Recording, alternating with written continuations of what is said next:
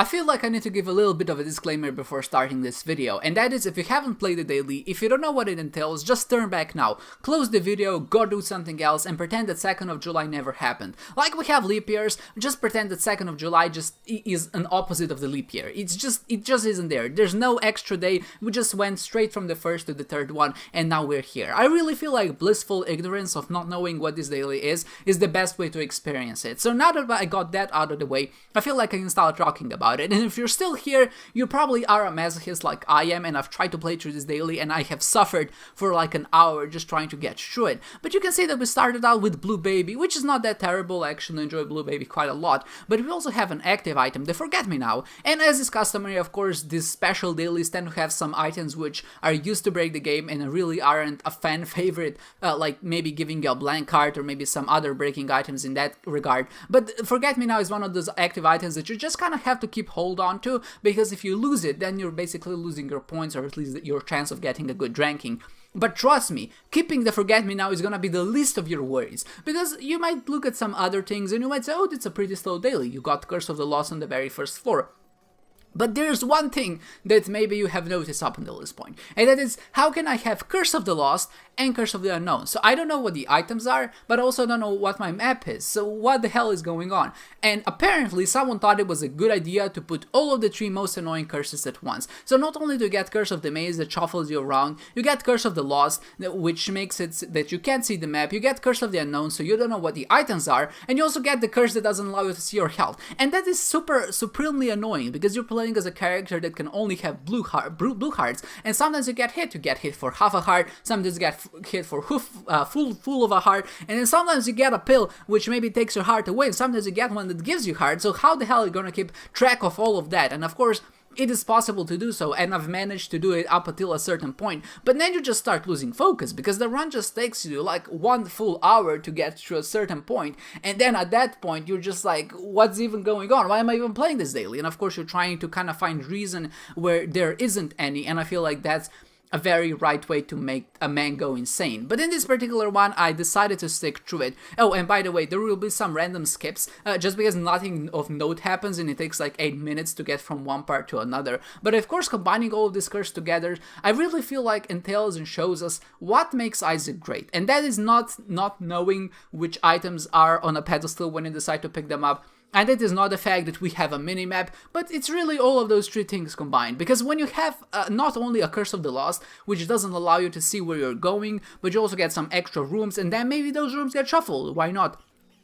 You get to appreciate a normal daily where even maybe if it's a weak one, at least you can see where you're going. And I really feel like that's maybe the silver lining of this one. This daily is here to show us why we enjoy the other bad dailies that exist in the game. And of course I'm kind of over-exaggerating, it really wasn't that bad. And in fact, I found it a bit enjoyable in some regard, just because it was really more of a test of perseverance and maybe just how well you can manage this very harsh environment. And it just goes to show that I feel like there's a lot of ways you can construct a challenge that is both fair, and in this particular case I feel like it's unfair. And I wouldn't even call it unfair in the sense that it maybe didn't give us any good items, because you can see that we actually got some pretty decent items. We got the toothpicks for our tear rate, we got 3 the syringes that gave us the sponge transformation, but we also got the synth oil, which is also damage upgrades. Our damage or our stats really aren't all that bad. And throughout the video, I mean not video, but throughout the run, we got a bunch of spirit hearts and black hearts as well, which also kind of fueled us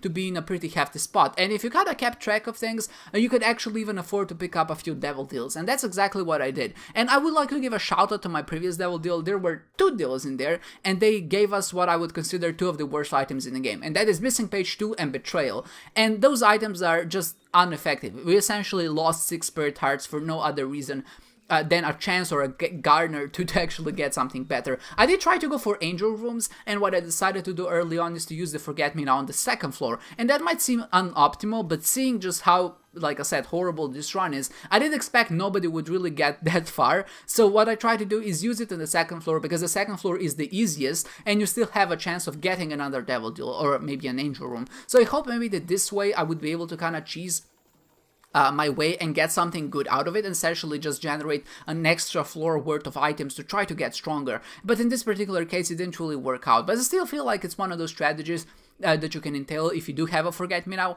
And another thing that is, of course, when you do use the Forget Me Now early on, that just relieves you of your spacebar item slot, and then you can use it for maybe something else. And in this particular one, first of all, we got Mr. Boom, which is great because it's just like an extra bomb. And now we got one of the new items, which is called Mr. Misex or something like that. And it's also a pretty decent item, because what this guy does is not only does he fetch you items or maybe things that are hidden behind the wall, he can even get you shop items for free. And sometimes what he can end up doing is either work as a familiar, which deals damage to enemies or bosses, or sometimes he can just end up exploding and find a secret room or a second secret for you. So in that regard, he's a pretty good active item slot, depends on how you use it, obviously, but it is much more useful than just having the Forget Me Now and not being able to use it until Mega Satan or whatever. But really, when you look at the whole scope of things, it still didn't really turn out or pan out that well. Our damage is not great, our tier delay is not that great, and the first build that we got was actually a tiers downgrade, so considering just how horrible this run was, I felt like that was very appropriate and worth of mentioning. Later on, because we did get the toothpicks, like I mentioned, that did go back down to 7, so it wasn't too terrible, but just being in this position where you really don't have any items that work well with it, you just have your basic tier rates and you're just kind of slogging through the rooms, just fighting enemy after enemy, and they spawn more enemies, and then you have the knights which are invincible from one side.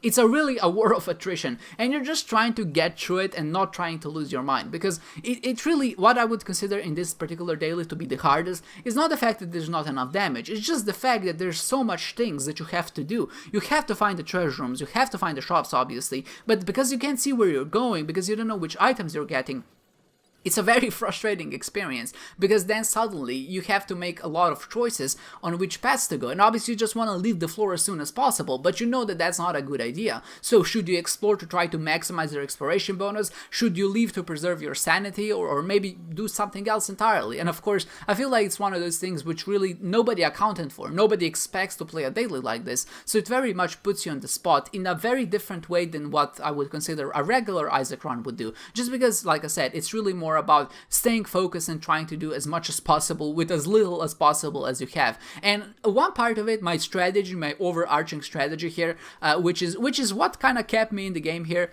is to try to get to as many shops as possible and just try to buy or maybe steal or whatever as many items as possible. And I was hoping that one of those was Black Candle. And if that happened, of course, then this run would just took an entirely different turn, because then suddenly we would be able actually of seeing items. It would just be overall a lot less frustrating, and of course we would actually be playing a normal Isaac daily instead of this mess that we have at our points. But yeah, it was I feel like a different kind of challenge, and it wasn't a fun one by any means. But it was still something that I felt like challenged you in a very different way than what most dailies do. In most dailies, it's really more about skill or something like that. In this one, it was more about preservation, your inner struggle to try to get to the end or try to win and do the best that you possibly can. And I feel like that's also worth something. And I'm glad that we had this daily. I really am. And maybe not that it was exactly after Booster Pack 3, and with 4th of July coming up, I assume there's going to be another special daily. So I don't like it that they're so clumped together, but I like the idea and the concept, and maybe the concept of playing this daily once a year. It just gives you more appreciation for those really good ones, or maybe even the bad ones in some regard. But you can see that at this point we actually did get to Shoal, which I am kind of proud of in some regard, because I was able to kind of stay relatively focused for 1 hour, but I definitely felt that my focus was quite dwindling at this point. I really felt like I wasn't doing my best. A lot of enemies were walking into me. My sacrificial dagger actually ended up costing me quite a bit of damage against the boomflies, and I was just kind of dreading trying to fight Satan, because Satan is usually my Achilles heel, and he's really one of those bosses which I just can't handle for some reason. And of course, as I'm kind of alluding to, I did manage to die here. The first phase, so the two guys weren't that big of a deal, because I did place a bomb very strategically, blew them both up, and fear actually worked in my favor here, because the guy didn't get to me to trigger his brimstone attack. So I did cover through both of them, and the second phase wasn't that big of a deal at all. I used my poison touch and of course my sacrificial dagger and my pony to dash through, and the holy light beams were actually quite effective. And then the third phase is what got me in the end. I did try to get in there to try to deal damage to the hooves with my sacrificial dagger, dagger, but the second hoof or leg or whatever kind of came down a lot faster than I was expecting and smashed me into pieces, and because I lost so much health on this floor already, I just ended up dying. I did try to use a strategy at the end where I would basically try to charge into a bunch of enemies at once to try to poison them with my pony, and of course that would poison them because I'm in touch with them, and if they ended up dying from the poison touch, then they would give me black card. So that's maybe just as a way of me trying to stay alive. But maybe one notable thing to see on the scoreboard here is our exploration bonus, and it's at 19,000, and that just goes to show you just how many rooms I've actually visited to get to this point. But yeah, we finished in the 127th place, which I really consider to be something like the first in this particular daily. I really feel like whoever just persists and doesn't quit this daily should get the first ranking on this one, just you know, for posterity's sake, but of course in all other regards. Some players have probably found better items, so it was a little bit less tedious. Some people maybe were just a bit more patient than I was, or maybe just have a lot more focus than I did. But in either case, I did enjoy the daily for what it was. I did get to the end, so I hope you enjoyed my little rant at the start there. It really wasn't meant, it was more tongue-in-cheek, because I guess sometimes you just have to be angry in the game, and I'm not really an angry type of person, but you know, I like to maybe make fun of that ranty type of behavior that I think we're all guilty of sometimes. So I hope you enjoyed this one, guys, and I hope to see you next time.